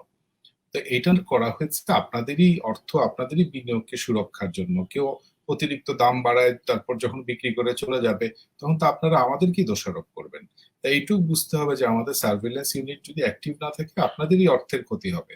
তো এটাকে কেউ সোশ্যাল মিডিয়াতে যদি ভুলভাবে মানুষকে বুঝিয়ে, মানুষকে উত্তেজিত করে কখনো মিউচুয়াল ফান্ড, কখনো কোনো একটা ইন্স্যুরেন্স সেক্টর বা অন্য একটা সেক্টরকে বিভিন্নভাবে প্রভাবিত করে, সেই ব্যাপারে আপনাদের কি সোচ্চার থাকতে হবে। তবে সোশ্যাল মিডিয়াতে বিভিন্নভাবে বিভিন্ন ব্যক্তি, আমি খেয়াল করছি যে তারা মানুষকে প্রভাবিত করার জন্য অনেক মিথ্যা গুজব রটায় এবং অনেকে অনেক কিছু বলে মানুষকে খেপিয়ে দেওয়ার চেষ্টা করে এবং বাজারের ক্ষতি করার চেষ্টা করে। এই ব্যাপারে আপনারা দয়া করে সচেষ্ট থাকবেন। আমি অনেকেই আমার সাথে যোগাযোগ করেছে, আমরা বলেছি আমাদের কাজ বাজারকে সুস্থ, সুন্দর, সতেজ রাখা। আমরা কেন তদন্ত করে রিটেলার, সাধারণ বিনিয়োগকারীদের ভয় দেখাবো? তাদের তো আমরা ইনভাইট করছি, কিন্তু তাদের বিনিয়োগটা সুরক্ষিত করার জন্য আমাদের যারা এখানে একটু দুষ্কৃতিকারী বলবো আমি, যারা বিভিন্নভাবে মানুষের টাকা নিয়ে যাওয়ার চেষ্টা করছে, তাদেরকে তো আমাদের ধরতেই হবে। তো এটা আপনারা একটু দয়া করে বুঝে নেবেন। আমরা কিন্তু আপনাদের অন্যদের কাউকে তদন্ত বা ভয় দেখানোর চেষ্টা করছি না, আপনাদের প্রোটেকশন দেওয়ার চেষ্টা করছি। বিডিং এর কথায় স্যার যেটা বললেন, বিডিং এর ব্যাপারে আমরা আসার আগেই ওয়ালটনের বিডিংটা হয়ে গেছিল। তারপরে আমরা যে 2টা বিডিং হয়েছে, আমরা সেই বিডিং এ যারা টপ বিডার, যারা কোনো ফাইন্যান্সিয়াল মডেলিং এ পড়ে না, তার বাইরে গিয়ে বিড করেছে, আমরা সবাইকে চিঠি দিয়েছি, কারণ দর্শাও নোটিশ দিয়েছি যে আপনারা কোন ফর্মুলায় কিভাবে বিড করলেন, আপনি এই কোম্পানির কোন কোন ইন্ডিকেটরের উপর বেস করে সেটা করলেন, ব্যাখ্যা করুন। এই ব্যাখ্যাগুলো এখন আসছে। আসার পর কিন্তু আমরা একটা কোম্পানিকে 3টা আইপিওতে বিডিং থেকে বিরত করে দিয়েছি, এবং সামনেও যদি এরকম কোথাও কেউ করে আমরা কিন্তু তাদের বিরুদ্ধে এরকম ওভার বিডিং এর জন্য আমরা শাস্তিমূলক ব্যবস্থা নিচ্ছি। ওয়ালটন যেমন আমরা আমি ওনাদের যেটা আমাকে একটু স্ট্র্যাটেজিক হতে বললেন ব্যারিস্টার মাসুম, আমি কিন্তু ওয়ালটনের ম্যানেজমেন্টের সাথে বসে ওনাদেরকে নিয়ে এই 10% ডিসকাউন্টকে 20% ডিসকাউন্ট করিয়েছি। এইটুকুই আমরা এসে তখন করতে পেরেছি। এখন কিন্তু আমরা ওয়াচ করছি যে, এবং আমাদের এই ওয়ার্নিং গুলা দেওয়ার পরে যারা এইসব এক্সেস বিডিং করতো, এখন আমরা খেয়াল করছি তারা আস্তে আস্তে একটু সাবধান হচ্ছে, এবং আমরা ফাইন্যান্সিয়াল মডেলের ব্যাখ্যা চাচ্ছি যে কিভাবে হিসাব করবো তারা। তো যাই হোক, আমরা এগুলা করছি। তবে আরেকটু আপনাদের আশ্বস্ত করার জন্য বলি যে আমরা এই আইপিও রিলেটেড, প্লেসমেন্ট রিলেটেড যেসব সমস্যাগুলো আপনারা সব সময় বলেন, এই আইপিও নিয়ে আমরা রুলসটা নিয়ে কাজ করছি। ইনশাল্লাহ জানুয়ারি থেকে আপনারা আমাদের কিছু কারেকশন পাবেন। তারপরে আপনারা যেসব শঙ্কার কথা এখন ব্যক্ত করলেন, এগুলো আশা করি আর তখন থাকবে না। এবং এই যে বিভিন্ন রকমের কাউকে কোটা বেশি দেওয়া, কম দেওয়া, এগুলো নিয়েও আপনাদের সাথে আলোচনা করে আমরা সিদ্ধান্ত নিব। মিউচুয়াল ফান্ডের ব্যাপারে স্যার যেটা বললেন, মিউচুয়াল ফান্ডের গভর্নেন্স নিয়ে আমরা কাজ করছি। এবং মিউচুয়াল ফান্ডে যে 10 বছরের জায়গায় 20 বছর করে ফেলছে, এটা আসলে এসিসি না, পরে এটা দেখলাম মিনিস্ট্রি থেকে করা হয়েছে। তো আমরা এই ব্যাপারে অলরেডি যোগাযোগ করছি। এই জিনিসটা আসলে আমিও মনে করি এটা ঠিক হয়নি। তো এই ব্যাপারে কি করা যায় আমরা দেখছি। তো আপনারা খেয়াল করবেন যে আমরা আসলে মের 17 তারিখ থেকে দায়িত্ব নেওয়ার পর আমরা কিন্তু একদিনও অফিস ফাঁকি দেইনি। আমরা কিন্তু কাজ করেই যাচ্ছি। একটা দিন আমরা 8-10 ঘন্টার নিচে কাজ করি না। তারপরেও এত কাজ যে শেষ করে কুলানো যাচ্ছে না। আমরা কিন্তু একটু সময় চেয়েছি আপনাদের কাছে। শাকিল রিজভী ভাই যেটা বললেন যে একটা কাজ করতে তো একটু সময় লাগে, ওইটুকু সময়ও কেউ আমাদেরকে দিতে চাচ্ছে না। এটা তো একটু ধৈর্য ধরতে হবে। এটা capital market, Abu Ahmed sir যেটা বললেন, এখানে long term investment, long term রিটার্নের জন্য আসা উচিত। আমরা তো ডে ট্রেডিং করে কেউ যদি প্রত্যেকদিন লাভ করতে চায়, এটা তো আমরা দিতে পারবো না। এবং এই বাজার কোনোদিন উঠবে, কোনোদিন নামবে, কোনোদিন কারো লাভ হবে, কোনোদিন কমবে। আপনি দেখে শুনে বিনিয়োগ করবেন, দেখে শুনে বিক্রি করবেন, দেখে শুনে কিনবেন। প্রত্যেকদিন লাভ জোগাড় করে দেওয়া তো পৃথিবীর কোনো শেয়ার মার্কেটে কেউ পারবে না। সেকেন্ডারি মার্কেট নিয়ে আমরা যদি সারাক্ষণ চিন্তা করি, তাহলে আবু আহমেদ স্যার যেটা বললেন, মার্কেটকে ডেপথ দেওয়াটা খুব প্রয়োজন। আমরা প্রথমেই বলেছি মার্কেটকে আমরা ডেপথ দিব। সেটা দেওয়ার জন্য ভালো ভালো ক্যাপিটাল মার্কেটে ভালো ভালো আইপিও নিয়ে আসতে হবে। আমরা জানি না স্যার খেয়াল করছেন বা শাকিল ভাইরা খেয়াল করছেন, আমরা চেষ্টা করেছি বেছে বেছে দেওয়ার জন্য। এই জন্যই কিন্তু আমরা 12টি আইপিও বাতিল করে দিয়েছি এবং রিসেন্টলি আরেকটি বাতিল করেছি। তো আমরা দেখে দেখে দিচ্ছি এই কারণে যে আমাদের কাছে গত 3 বছরের জমাগুলো আমরা ক্লিয়ার করাতে এখন একটা আইপিওর হয়তো একসাথে অনেকগুলা হয়ে গেছে। কিন্তু আপনারা আগামী বছরই খেয়াল করবেন যে এরকম আর থাকবে না। এটা হয়তো ডিসেম্বরের মধ্যেই এই জ্যামটা ক্লিয়ার হয়ে যাবে। এবং এখন আমরা গত 2-3-4 সপ্তাহের মধ্যে যা দিয়েছি, সবাইকে আগামী বছরের ফেব্রুয়ারি মার্চে আসার জন্য অনুমতি দিয়েছি, কিন্তু অ্যাকাউন্টসের সুবিধা থেকে তাদেরকে মুক্ত করে দিয়েছি। স্যারের সাথে আমি একমত যে ইনভেস্টরদের যে কনসলিডেটেড অ্যাকাউন্টস নিয়ে উনি যে কথাটি বললেন, আমাদের বিদেশি কনসালটেন্ট কাজ করছেন। অলরেডি আমরা এই ক্যাপিটাল মার্কেটকে পাম্প টপে নিয়ে যাওয়ার জন্য কাজ করছি। ওয়ার্ল্ড ব্যাংকের সাথে আমাদের খুব ভালো মিটিং হয়েছে। কনসলিডেটেড অ্যাকাউন্টে যে সমস্যা, সেগুলো নিয়ে আমরা রেগুলার ফাইন করছি। তবে এর সংখ্যা এত বেশি যে আমাদের মনে হয়েছে যে আপনি যেটা বলেছেন তাই, এবং আমরা আস্তে আস্তে এই ইনভেস্টরদের অ্যাকাউন্টগুলো ডাইরেক্টলি অ্যাকাউন্টের সাথে যাতে ব্যাংক অ্যাকাউন্টের সাথে সংযুক্ত হয়, সেটা আমাদের ওই নতুন যে আইটি ব্যাকবোন তৈরি হচ্ছে সেইটার মধ্যে থাকবে। এবং আমরা সকল ব্রোকারদেরকে ওএমএস সিস্টেম দিয়ে আমরা টোটাল এই ক্যাপিটাল মার্কেটকে আশা করছি খুব শিগগিরই মানুষের 24 আওয়ার সার্ভিস দেওয়ার মতো একটা অবস্থায় নিয়ে যেতে পারবো। 2% যেটা সমস্যা ছিল, আমরা কিন্তু যা বলেছি তাই করেছি। 17 জন 2% ছিল না, আমরা তাদেরকে বোর্ড থেকে সরিয়ে দিয়েছি। 30%-এর জন্য কোম্পানিগুলো একটু সময় চেয়েছে, আমরা দিচ্ছি, কারণ এটা বড় ধরনের বিনিয়োগ। তো আমরা সময় দিয়েছি, সময় শেষ হওয়ার পর আমরা ব্যবস্থা নিব এবং সেখানে কি ব্যবস্থা নেওয়া হবে সেটা 25 তারিখের মধ্যে আমাদের অফিস থেকে সার্কুলারের মাধ্যমে জানিয়ে দেওয়া হবে। এবং এই ব্যাপারে আপনারা জেনে খুশি হবেন যে অনেক কোম্পানি প্রায় 2/3 অলরেডি তাদের 30% করে ফেলেছে বা একদম কাছাকাছি চলে আসছে। অল্প যে কয়টা আসতে পারবে না, তার মধ্যে কয়েকটি একদম জেড ক্যাটাগরির এবং যাদের অবস্থা খুবই খারাপ, এদের অনেকের এগেইনস্টই আমরা অন্য কারণে হয়তো খুব শীঘ্রই ফৌজদারি মামলার দিকে যাচ্ছি। সুতরাং সেগুলো আর কখনোই হবে না এবং তাদের উদ্দেশ্য ভালো ছিল বলে আমরা মনে করছি না। তো সেদিকে আমরা কাজ করছি। তবে আবার এইটাও আপনারা খেয়াল করেছেন কিনা আমরা জানি না যে আমরা কিন্তু অলরেডি 4টি কোম্পানি অনেক পুরনো এবং 2টি ডিবেঞ্চার, এগুলাকে আমরা ডিলিস্টিং করার জন্য যে স্কিম তৈরি করেছি, সেটা খুব শিগগিরই আমাদের স্টক এক্সচেঞ্জের মাধ্যমে আজ থেকে 10-20 বছর আগের মানুষের টাকা জনগণের কাছে ফিরিয়ে দেওয়ার একটা ব্যবস্থা নেওয়া হয়েছে। আমরা এই যে এত পুরনো টাকাগুলো ফিরিয়ে দেওয়ার যে ব্যবস্থাগুলো করেছি, আশা করি যে মানুষ এই টাকা পাওয়ার আশা ছেড়ে দিয়েছিলেন, তারা আজকে সেই টাকাগুলা ফেরত পাবেন। এবং আমরা রীতিমতো চাপে রেখেছি এবং প্রত্যেক দিন 2টা করে কোম্পানির সাথে আমাদের কমিশনার সাহেবরা মিটিং করছেন, যাতে আমাদের বিনিয়োগকারীদের আগের টাকা এবং এখনকার টাকা কেউ নিয়ে চলে যেতে না পারে। ওটা যাতে কোম্পানি যদি বন্ধও হয়ে যায়, বন্ধ হওয়ার পথেও থাকে, অ্যাটলিস্ট তাদের টাকাটা যাতে ফেরত দিয়ে দেওয়া হয়। আর ডিভিডেন্ডের ব্যাপারে স্যার যেটা বললেন, আমরা কিন্তু এখন যেভাবে প্রত্যেকটি কোম্পানিকে জবাবদিহিতার মধ্যে আনছি, এইভাবে আগে কখনো হয়েছে বলে আমাদের জানা নাই। আমরা প্রত্যেক কোম্পানিকে চিঠি দিয়েছি যে আপনার এনএভি এত, আপনার ইপিএস এত, আপনি কিভাবে এই ডিভিডেন্ড ডিক্লেয়ার করলেন, আপনার রিজার্ভে আছে এত টাকা, তো আপনি যে জনগণের টাকা তাদের কাছ থেকে নিয়ে ব্যবসা করছেন, তো আপনি কি ওনাদের কঠিন সময়ের সঞ্চয় বা জমি বিক্রির টাকা, এটার বিনিময়ে তাদেরকে সারা বছরে কিছুই দিবেন না? এবং সেইভাবে তারা প্রত্যেকে এখন আমাদের কাছে উত্তর পাঠাচ্ছে এবং জাস্টিফাই করার চেষ্টা করছেন তাদের সিদ্ধান্ত, কিন্তু সেই সিদ্ধান্তগুলো বেশিরভাগই মেনে নেওয়ার মতন না। সেই ক্ষেত্রে আমরা প্রয়োজনীয় ব্যবস্থা নিব এবং আশা করব যে সামনের দিনগুলোতে কেউ যাতে আমাদের বিনিয়োগকারীদের কোনোভাবে আমি এটা বাংলায় বলবো যে ঠকাতে না পারেন, সেদিকে আমরা খেয়াল রাখবো। এবং আরেকটি জিনিস আপনারা খেয়াল করেছেন নিশ্চয়ই, যে আমরা একটা আইন পরিবর্তন করেছি, সেটা হচ্ছে যে নতুন অ্যাকাউন্ট না করেও কেউ যদি চায় তারা ইন্টারিম ডিভিডেন্ড দিতে পারবে। এবং 2টি কোম্পানি কিন্তু এর মধ্যে যারা কম ডিভিডেন্ড দিয়েছিল, একটি ইন্স্যুরেন্স কোম্পানি এবং একটি টেক্সটাইল কোম্পানি, তারা কিন্তু ইন্টারিম ডিভিডেন্ড খুব শিগগিরই দিয়ে আমাদের সাথে যে কথা দিয়েছিল সেই কথাটি রাখতে যাচ্ছে। এবং আশা করব অন্যরাও যারা এরকম রিজার্ভ, রিটেন আর্নিং, এরকম আর্নিং থাকা সত্ত্বেও কম ডিভিডেন্ড দেওয়ার জন্য বিভিন্ন কারণ খুঁজছেন, তারাও আমাদের সাথে আলোচনার মাধ্যমে জনগণকে, বিনিয়োগকারীকে তার ন্যায্য পাওনা বুঝিয়ে দেওয়ার চেষ্টা করবেন। এটা নিয়েও আমাদের সারাক্ষণ কাজ চলছে।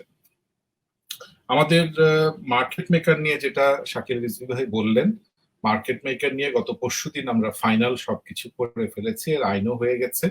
এবং সেটার সাথে আবার আমাদের আরো কিছু শর্ট সেলিং এবং আরো কিছু আইন জড়িত, যেটা আবু আহমেদ স্যার বললেন ডেরিভেটিভস আইন, এগুলো আমরা ওইটা করে ফেলেছি। এখন শর্ট সেলিং এবং ডেরিভেটিভসটা আমরা আরেকবার রিভিউ করছি, ওটা হয়ে গেলেই কিন্তু আমরা মার্কেট মেকারের কাজটি করতে পারবো। অলরেডি 3টা লাইসেন্স আমাদের কাছে রিকোয়েস্ট চলে আসছে, আর আইসিবি কেও আমরা হয়তো মার্কেট মেকারের লাইসেন্স দিয়ে দিব। তো সব মিলিয়ে এটা খুব শিগগিরই আসতে যাচ্ছে। তবে এখানে কিন্তু শাকিল রিজভী ভাই, আপনি ঢাকা স্টক এক্সচেঞ্জে আছেন, আপনার কিন্তু সফটওয়্যারটা এর সময় রেডি থাকতে হবে। রেডি না থাকলে কিন্তু এটা আমরা করলেও আপনারা করতে পারবেন না, কারণ মার্কেট মেকারদের জন্য যে সফটওয়্যারের রিঅ্যাডজাস্টমেন্ট লাগবে সেটা আপনাদের ঢাকা স্টক এক্সচেঞ্জে এখনো রেডি নাই।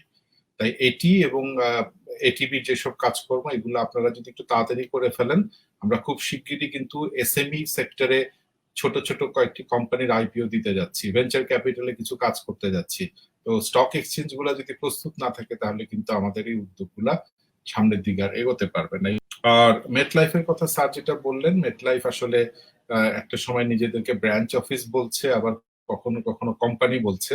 এই ব্যাপারটা নিয়ে আমি ইন্স্যুরেন্সের যে নতুন চেয়ারম্যান এসেছেন, ওনাকে আমি এটা নিয়ে একটু, আমরা 2জন মিলে একটু বসার ব্যাপারে আলাপ করছি।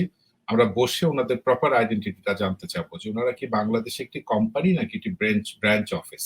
তাহলে 2 জায়গায় 2 ট্রিটমেন্ট না করে আমরা যে কোনো একটা ট্রিটমেন্ট ওনাদেরকে করবো। সেটা যদি ব্রাঞ্চ হয় তাহলে ব্রাঞ্চ, আর যদি কোম্পানি হয় তাহলে কিন্তু তারা ওইভাবে নিজেদেরকে আমাদের সাথে ডিল করবেন। তো এটা নিয়ে আমরা অবশ্যই স্যারকে কথা দিচ্ছি, স্যার আমার খুবই সম্মানের, আমরা এই ব্যাপারটি দেখব। তবে একটা খুব ইন্টারেস্টিং ব্যাপার যেটা আবু আহমেদ স্যার বলেছেন, ডেরিভেটিভস নিয়ে মেইন সমস্যা ফাইন্যান্সিয়াল লিটারেসি। ফাইন্যান্সিয়াল লিটারেসির কারণেই ডেরিভেটিভস মার্কেট নিয়ে বোঝা লোকের সংখ্যা বাংলাদেশে খুবই কম। তবে খুব উৎসাহের একটি কথা হচ্ছে, আনন্দের কথা, যে গতকাল পরশুদিন আমার সাথে বিদেশি একটা ইউরোপিয়ান একটা গ্রুপ অফ কোম্পানি, তারা আমাদের ডেরিভেটিভস মার্কেট নিয়ে কাজ করা এবং বিনিয়োগ করার উৎসাহ দেখিয়েছেন। তো যদি বিদেশিদের দিয়ে একটু শুরু করাতে পারি, তাহলে ওই যে ইপিজেড এ যে আমাদের যেভাবে টেকনোলজি ট্রান্সফার, এডুকেশন ট্রান্সফার হয়, সেরকম একটা কিছু যদি আমরা করতে পারি, তাহলে আমাদের লোকরা তাদের কাছ থেকে শিখে ফেলতে পারবে। তো সেইটা আমরা একটা চিন্তা করছি যে এই দিক দিয়ে যদি একটু আগানো যায়, তাহলে হয়তো আমাদের দেশের লোকজন ওনাদেরটা দেখে হয়তো আস্তে আস্তে derivative market, future market, currency swap, আমাদের বিভিন্ন রকমের কমোডিটি এক্সচেঞ্জ, এগুলা নিয়েও আমরা সামনে কাজ করতে পারবো। স্যার, যদি স্ট্র্যাটেজিক পার্টনার যেটা নেওয়া হলো ঢাকা স্টক এক্সচেঞ্জে, তাদের সোফার ঢাকা স্টক এক্সচেঞ্জে তারা যে কমিটমেন্ট ছিল স্ট্র্যাটেজিক পার্টনার এগ্রিমেন্টে, ওটার ব্যাপারে যদি সিকিউরিটি এক্সচেঞ্জ কমিশন থেকে আপনার একটু মূল্যায়ন বলতেন। বিসেক যেই প্ল্যান প্রোগ্রাম যাই করতে চাক এটা আমাদের দুইটা এক্সচেঞ্জের মাধ্যমেই করতে হয়। তাই আপনি শাকিল রিজভী ভাই আছেন উপস্থিত, ওনাকে জিজ্ঞেস করেন যে আমি আমাদের অফিস এবং নিজের ডিএসসি তে গিয়ে কি অনুরোধ করেছি, এবং সেই অনুরোধগুলোর প্রত্যেকটাই ছিল ডিএসসি কে আরো বেশি শক্তিশালী করা, আরো বেশি আইটি বেসড করা, আরো বেশি প্রস্তুত করা, এবং ডিএসসির যে আইটির যে ব্যাকবোন সেটার সমস্যার সমাধান করতে আমি ঢাকা ইউনিভার্সিটির একটা 3 সদস্যের ইন্সপেকশন টিম দিয়ে তদন্ত করে টোটাল প্রবলেমটা ওনাদের সামনে তুলে ধরেছি। এখন ওনারা হয়তো একটু সময় নেবেন এটাকে ঠিক করার জন্য। এটা আমি এখনো বলছি এটা খুব ভালনারেবল, এবং সেখান থেকে বের হওয়ার জন্য ওনারা এখন দ্রুত গতিতে কাজ করছেন। শাকিল ভাইরা এখন মাসে আগের থেকে অনেক বেশি মিটিং করেন, এবং ঢাকা স্টক এক্সচেঞ্জ এখন আগের থেকে অনেক বেশি অ্যাক্টিভ। ওনাদেরকেও যদি আপনি আজকে জিজ্ঞেস করেন যে আমাদের অনুরোধ রাখতে ওনার কত সময় লাগবে, উনি এখনো বলবেন যে ওনাদের 6 মাস সময় লাগবে। তো আসলে সবকিছু তো আমরা নিজেরা হাতে কলমে করি না, আমাদের অন্য লোকের উপর ডিপেন্ড করতে হয়। ওনারাও ওনাদের চেষ্টা করছেন, আমরাও জানি। আপনারা এটাও জানেন যে আইসিবি পুনর্গঠনের কাজ চলছে। আইসিবি কে আমরা খুবই শক্তিশালী একটা প্রতিষ্ঠানে রূপান্তরিত করার কাজ নিয়েছি। এ ব্যাপারে বাংলাদেশ ব্যাংকের গভর্নর সাহেবের সাথে আমার কথা হয়ে গেছে। আমরা জাস্ট ফাইনাল একটা অনুমতি যদি সর্বোচ্চ পর্যায় থেকে পেয়ে যাই, আপনার একদিকে আইসিবি হবে সাংঘাতিক শক্তিশালী একটি প্রতিষ্ঠান, তার ম্যান্ডেট অনুযায়ী সে বাজারকে স্টেবল রাখতে পারবে। আর একদিকে আপনাদের যে কথাটি আজকে আসেনি সেটা আমি বলি, নেগেটিভ ইকুইটি। নেগেটিভ ইকুইটির যে সমস্যা নিয়ে প্রায় আমাদেরকে বলা হয়, এটার ইন্টারেস্ট রেটটা অনেক হাই, এটার জন্য অনেক মানুষের কষ্ট হচ্ছে। আমরা সেখান থেকে বের করে আনার জন্য ইন্টারেস্টটা রেটটা অনেক কমিয়ে নিয়ে আসার জন্য আমরা বাংলাদেশ ব্যাংকের কাছে একটা স্বল্প সুদে ফান্ড চেয়েছি। সেটাও যদি চলে আসে আমরা একটা বড় অঙ্কের ফান্ড দিয়ে বাজারকে স্বস্তি দিতে পারবো, এবং এর মাধ্যমে আমাদের বিনিয়োগকারীদের অনেক সুদের চাপ থেকে তারা বের হয়ে আসতে পারবে। আর এদিকে আইসিবি যদি শক্তিশালী হয়ে যায়, আপনারা জানেন আইসিবির স্ট্র্যাটেজিক রিফর্মের কাজ অলরেডি শুরু হয়ে গেছে। ডিসেম্বরের এন্ড নাগাদ এই রিপোর্ট চলে আসবে। এরপরে আইসিবি শক্তিশালী হলে আগামী জুনের মধ্যে আইসিবি যে কোনো ভাবে এই মার্কেটকে কেউ যদি প্রভাবিত করার চেষ্টা করে, এই মার্কেটকে নিয়ে যদি কেউ খেলার চেষ্টা করে, আইসিবি একাই সেটাকে থামিয়ে দিতে পারবে। ওইভাবে আমরা আইসিবি কে তৈরি করছি, এবং আইসিবি যখন শক্তিশালী হয়ে যাবে ইনশাল্লাহ কেউ এখানে বিভিন্ন রকমের যদি কোনো দুষ্টু বুদ্ধি নিয়ে আসে সে সফল কামাতে পারবে না। তো আমরা সেই দিকেই যাচ্ছি। আমরা একটু শাকিল রিজভী ভাইয়ের কাছে যেহেতু ছাড় বললেন এবং অ্যাপ্রোপ্রিয়েটলি বললেন, আমরা শাকিল রিজভী ভাইয়ের কাছে একটু মতামত নিব যে আমাদের স্ট্র্যাটেজিক পার্টনার যিনি আসছিলেন, ওখানে তো একগুচ্ছ আপনার প্রস্তাবনা ছিল, একগুচ্ছ আন্ডারস্ট্যান্ডিং ছিল যে ওনারা অনেক দিকে ইনভেস্ট করবে, স্পেশালি আইটি রিফর্ম এবং আপনার ঢাকা স্টক এক্সচেঞ্জকে রিফর্ম করে শক্তিশালী একটা প্রতিষ্ঠানে রূপান্তর করবে। স্ট্র্যাটেজিক পার্টনাররা প্রথমে যেটা আমাদের সাথে হয়েছে যে আমাদের 25% শেয়ার, মানে সেটা প্রাইস বার্গেনিং করে 21 টাকা করে কিনেছে তারা, এবং প্রায় 900 কোটি টাকার শেয়ার কিনেছে। এটা হলো প্রথম স্টেপ, যেখানে আপনি জানেন যে চিটাগং স্টক এক্সচেঞ্জ অনেক চেষ্টা করেও কোথাও বিক্রি করতে পারে না, আমরা সাকসেসফুলি বিক্রি করে বের হয়ে গেছি। এখন তাদের সাথে আমাদের যে একগুচ্ছ প্রস্তাব বলতে দুইটাই ছিল, একটা হইলো এই শেয়ারটা কেনা আর টেকনোলজিক্যালি সাপোর্ট দেওয়া, এবং আপনি জানেন যে সেই কাজটা ওই চেয়ারম্যান সাহেব বললেন সেই কাজটা চলতেছে, এবং তাদের সাথে যে কমিটমেন্ট আছে তারা টেকনোলজিক্যালি যে আমাদের ফ্রি অফ কস্ট যে জিনিসগুলা দিবে এবং অ্যাসিস্ট্যান্স গুলা করবে এবং টেকনিক্যাল নোহাউ দিবে, তারা সবসময় দিতে প্রস্তুত। এখন আমাদের থেকে গ্রহণ করার জন্য সেই কাজটা করতে হবে, সেইখানে কিছু অন্তরায় আছে। আমরা যে এক্সিস্টিং ট্রেডিং প্ল্যাটফর্মটা আমরা ব্যবহার করতেছি সেটা হলো নাসদাক প্ল্যাটফর্ম এবং ওএমএস সফটওয়্যার, এটা এই দুইটার মাধ্যমে চলতেছে। তাদের মেয়াদ আছে হলো এই 23 সাল পর্যন্ত। এর ভিতরে 21 আর 22-এর ভিতরে বাকি নতুন টেকনোলজিটা ইনস্টলড হবে, এবং এই প্রক্রিয়াটা সম্পন্ন করতে পুরা 1 বছর সময় লাগবে। সুতরাং চাইনিজ যে পার্টনার তাদের কমিটমেন্ট এবং তারা যা মানে কমিট করছে সেই জিনিসগুলা তারা দিতে প্রস্তুত। আমরা কখন নিব সেইটাই তাদের প্রশ্ন, যে তোমরা তাড়াতাড়ি নাও, আমরা দিতে প্রস্তুত। সুতরাং তারা টেকনোলজিক্যালি দেওয়া ছাড়া এমনি তারা যে এখান থেকে বাজার থেকে তারা শেয়ার কিনবে এই ধরনের কোনো কমিটমেন্ট কিন্তু ছিল না। আপনাদের হয়তো এটা ভুল ধারণা থাকতে পারে, তারা যে কোনো স্টক এক্সচেঞ্জ বাজার থেকে কিনতে পারে না কোনো শেয়ার। সুতরাং তারাও একটা স্টক এক্সচেঞ্জ, তারা আমাদের টেকনিক্যাল সাপোর্ট দিবে। তবে হ্যাঁ, তারা আমাদের যেটা বলছে যে আমাদের বড় বিনিয়োগকারী, চায়নার যে বড় বড় বিনিয়োগকারী, তাদের সাথে কানেক্টেড করে দিবে। কখন করবে? আমরা যখন টেকনিক্যালি আমরা আরো শক্তিশালী হব। আমাদের যে অবস্থান, সেখানে টেকনোলজিক্যালি চায়নার কোনো ইনভেস্টরের হাতে আমি কিন্তু আমার মোবাইল ফোনে এখনো কানেক্টিভিটি দিতে পারতেছি না। সুতরাং ওই জায়গাটা উন্নত হইলেই আমরা বিদেশি বিনিয়োগকারীর আরো ডাইরেক্ট অ্যাক্সেস পাবো। আপনি যেটা জানতে চাচ্ছেন যে বিদেশি বিনিয়োগ আসতেছে না কেন, এখানে টেকনিক্যালি টেকনোলজিক্যালি অনেকটা পিছিয়ে আছে এবং অনেক মানে একটা আমি বলবো যে যে যুগের যে পরিবর্তন, সেই সাথে এই পরিবর্তনটা এখনো হয় নাই। সুতরাং আমাদের কিন্তু অনলাইন অফলাইন দুইটা সিস্টেমই আছে। সুতরাং এটা এখনো কিন্তু পুরোপুরি ধন্যবাদ অনলাইন শাকিল ভাই, খুব সিস্টেমটা সুন্দরভাবে বলার জন্য। আসলে আমাদের বিনিয়োগকারীদের যে প্রশ্ন ছিল সেটা হচ্ছে যে আপনার টেকনিক্যালি তারা কতটা সাপোর্ট করছে, কারণ যেটা বলা হচ্ছে যে ঢাকা স্টক এক্সচেঞ্জ এখনো টেকনোলজিক্যালি ওরকম আপডেটেড না। আপনাকে অসংখ্য ধন্যবাদ এক্সপ্লেন করার জন্য। আমরা ব্যারিস্টার এম মাসুমের কাছ থেকে আধা মিনিটে একটু ওপিনিয়ন নিব, যদি ওনার কিছু অ্যাড করার থাকে, কারণ আমরা প্রোগ্রামের একদম শেষের দিকে।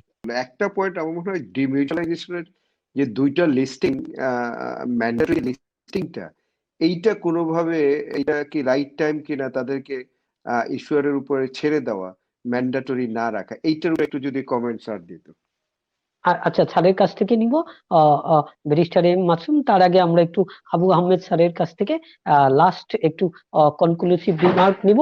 আমাদের স্টক মার্কেটটাকে একটা ভালো মানে পৌঁছিয়ে দেওয়ার জন্য এবং এটাতে আস্থা যাতে বৃদ্ধি হয়, বা মাল্টিফেরিয়াস মাল্টিপোলার প্রোডাক্টস এখানে আসবে, ইনক্লুডিং সুকুক এবং ওই বন্ডের বিভিন্ন ধরন আছে, আবার ডেরিভেটিভস, ইভেন কমোডিটি মার্কেটে, ফরওয়ার্ড মার্কেট গুলো হতে পারে স্বল্প আকারের হলো।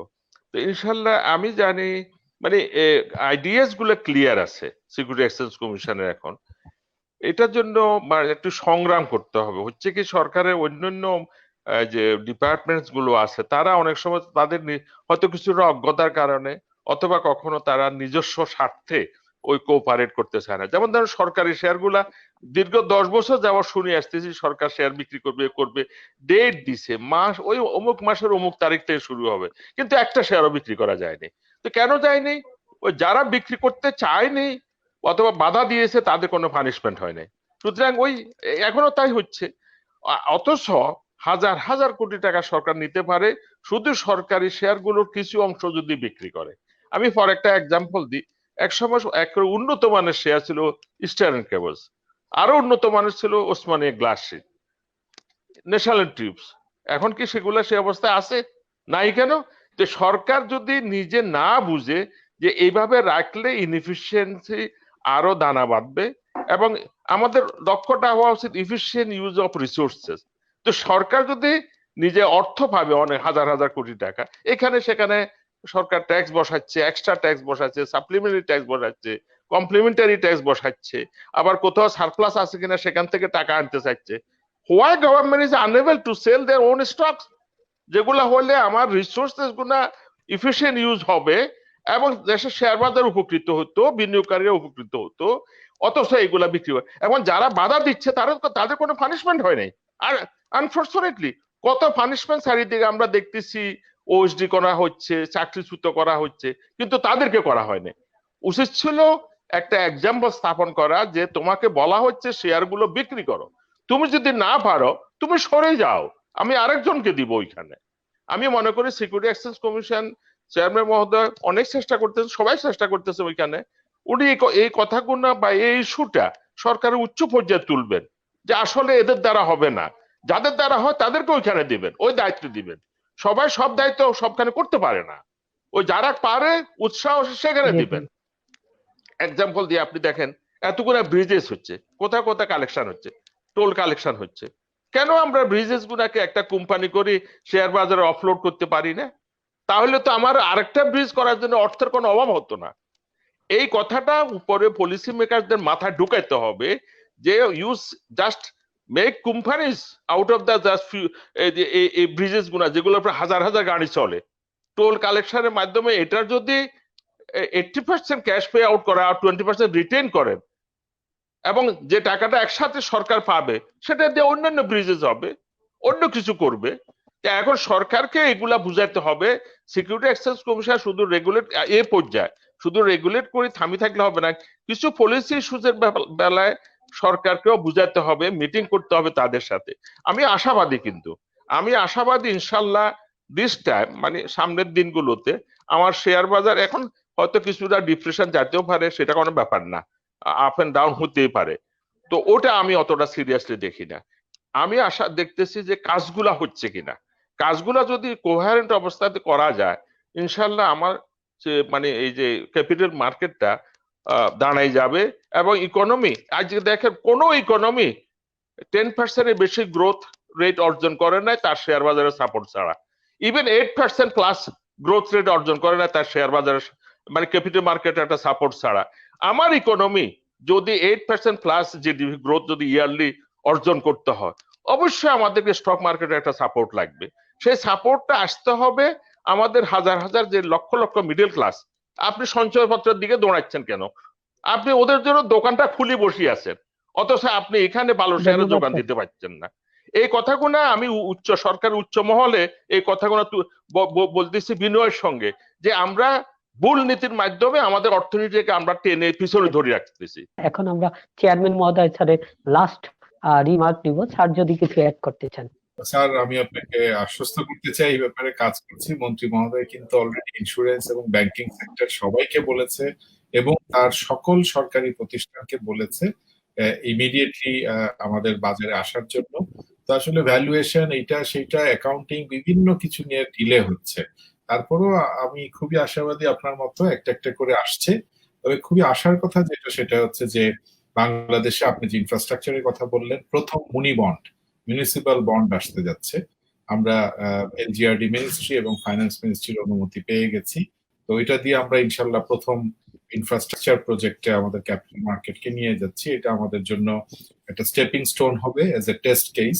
এটা যদি আমরা সাকসেসফুলি করতে পারি, আপনার স্বপ্ন অনুযায়ী একদিন হয়তো আরিচা ব্রিজও আমরা করবো ইনশাল্লাহ। আর আরেকটা জিনিস আমি দর্শকদের উদ্দেশ্যে বলি, যে আমার অবজারভেশন সোশ্যাল মিডিয়াতে কেউ কেউ মানুষকে খুবই আতঙ্ক এবং ভয়ের মধ্যে ফেলে দিচ্ছে।